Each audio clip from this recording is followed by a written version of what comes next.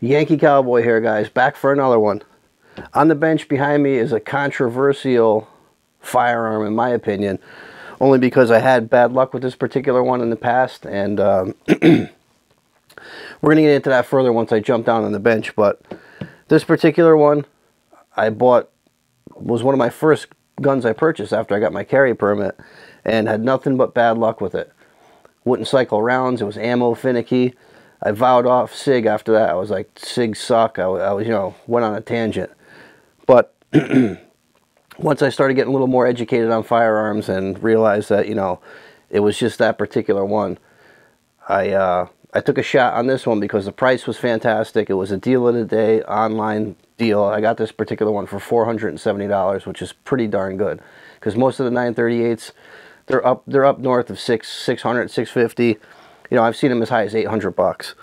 But at any rate, at one of my local shops where I did the transfer, because I bought this online, the girl there, believe it or not, was very, very knowledgeable. The original one I had, she said they had some issues with the springs on them, on the original runs of them, and it was an older version. So once I got this one, and I ran rounds through, I was like, wow, this is how this particular one was supposed to work. So, pretty happy with it. But anyway, we're going to hop down, we'll take a closer look, we'll go over all that stuff, and we'll hop into it. Alright guys, so here's the Cig SAS p938. It's not in the box because I got the TLR 6 on there with the light and laser. Let me show you the box that came in real quick. Just your basic standard packaging. This is pretty new. It's a 100 lume light. It's got a red laser and a 100 lume flashlight on it. It's got pen style batteries, which are pretty easy to change. It was easy to install, but we could get into this in another video. So we'll move that out of the way. Let's move the Cig out of the way. Here's your basic Cig box that you get with every darn Cig. And, what's in the box. Of course, all my paperwork. You get all your nice paperwork. You get your manual. Cig does a nice manual. Of course, they plug their ammunition. They give you a nice Cig sticker, which I got quite a few of these on different things. That's nice that they throw that in there. Your bag it comes in. Their little band that it comes around the handle. Your typical standard stuff, your lock. Their Milcom grease that they give you. Cig Sauer Milcom. The little breech plug. And, of course, the little clip-on crappy holster, which most guns, like Springfields, give you a good paddle holster. My Cig p938 I just bought, that one came with a pretty good paddle holster. But this particular one, guys, it's junk. The gun sits too high hanging out of it, flails around. It's not a great holster. So this thing here, forget it. We're just going to put that back in the box and not worry about it. All right, with the box and all that paperwork and all that jazz out of the way, let's move this out of the way. Let's get into the firearm. That's what you're here to see. That's what you want to know about, so let's get into that. First things first, let's clear it. Take the mag out, lock it back, nothing in the chamber, nothing in the mag well. This gun's clear. Alright, so let's talk about what it comes with. It comes with a flush mag. Here's a 6-round flush mag. So let's put that in there and see what that looks like. Now for me, I can only get 2 fingers on it. You can't get the third one on it.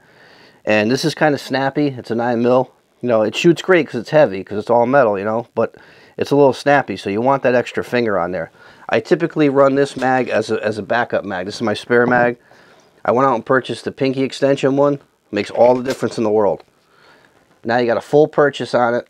The thing is it's ready to go. This particular one, I did some things to it.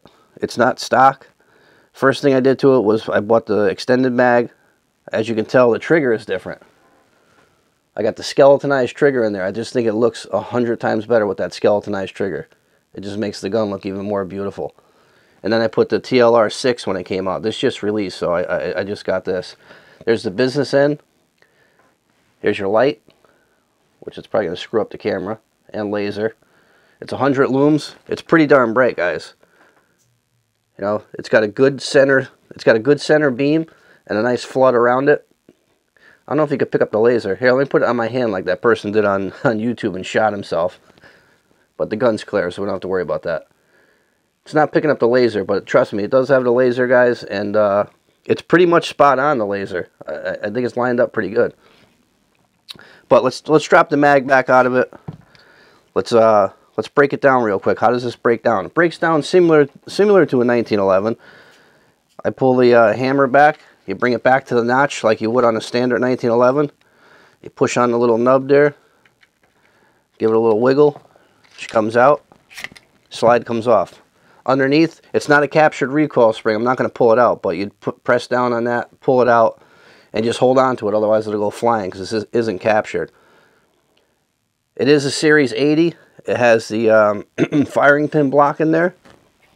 So, not a fan of that because where they put this firing pin block, it sits underneath the sight. So I can't strip this completely and ultrasonic clean it because I don't want to trap moisture anywhere, which is important.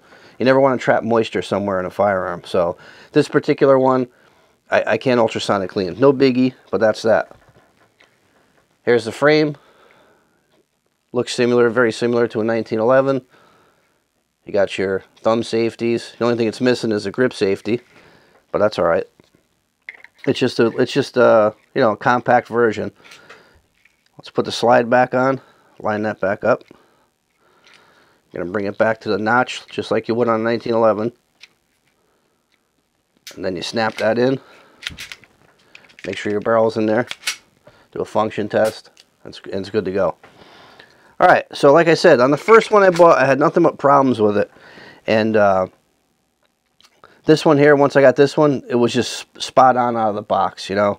It's got the Cig light night sights on it, which is nice. Those show up nice at night. But now with the addition of the streamlight, you know, that's going to be even better. I'll throw some range footage of this, guys, either in the beginning or the end or somewhere in the video just to show you the functionality of it. But again, I'm pretty pleased that this gun came around for me for the second time. I've got probably over 1,000 rounds through this one, and I've had no problems. I run my reloads pretty much. I've run the tall ammo, that aluminum cased ammo, no issues. I've ran everything through it. It eats anything. And that was my main concern with the first one I had because I reload. I don't want to be able to, I don't want to have a firearm that's specific for, it has to have certain ammo for it to function. I want to be able to, you know, go out and buy anything and feed the weapon anything, just in case you were in a pinch and, you know, you had to put something in there that you normally don't. I want it to run. I want it to function. And this one does that. It does that, you know, without a flaw, without a hiccup. Another thing I like about this SAS is it's all dehorned. All the edges are all rounded everywhere on this, which they should have did even on their high-end models. You know, the Equinox. I have an Equinox. We'll do a video on that too. But the Equinox is all square, and most of their other ones are. The SAS is the only one. SAS stands for Cig Anti-Snag. So that's their whole shtick with this one. It's all dehorned and rounded in every way. Even where the, even here in the ejection port here, it's all rounded off everywhere, so it can't snag on anything. So that's a really, really nice feature on this particular firearm. 938, you know, it's a 9mm. I'd rather have a 9mm than a 380. I don't know why people go out and buy the 238 when you can get it in a 9mm basically in the same size. I'd rather have the extra oomph. Even though a 380 is pretty much a 9mm short, you're losing a couple hundred feet per second. But I'd rather have the 9mm. Good stopping power. It's lightweight. Like I said, springtime now. This is my springtime carry for right now. Even though I rotate out depending on the day and the apparel I'm wearing. But this one's going to be in the rotation heavily right now. So, again, you know, for its size and the caliber, it's just great. But there's a lot of videos on here about, you know, 938s. I just want to give you my take on this, guys. I think it's a great little gun. I'm glad I took a shot on this one again. I've had this one for almost a year now, and I'm pretty darn happy with it. I have a second one. Happy with that one. Functions just as well, and everything's been good with them so far. All right, guys, so we'll jump out with some final thoughts. This was just a quick little vid on this, you know, nothing fancy. Like I said, I'll throw some range footage in here. But let's hop out and do some final thoughts. All right, so final thoughts on the Sig Sauer SAS p938. I love it. You know, like I said, it's a small, you know, perfect carry gun for summertime. You know, I'm a 1911 guy, so this goes hand in hand. So this is just a great gun for this time of year. Spring is here now. I've been carrying the 938 quite a bit. And now with the addition of the TLR on there, 6, you know, it's even better because, you know, now you got that light, you got that laser, you got that little extra advantage, which I like. So nothing bad to say about it. You know, I almost gave up on Cig over the first one I had. I'm glad I didn't, because now I'm a huge Cig fan. You know, I got 4 or 5 of them in my collection already.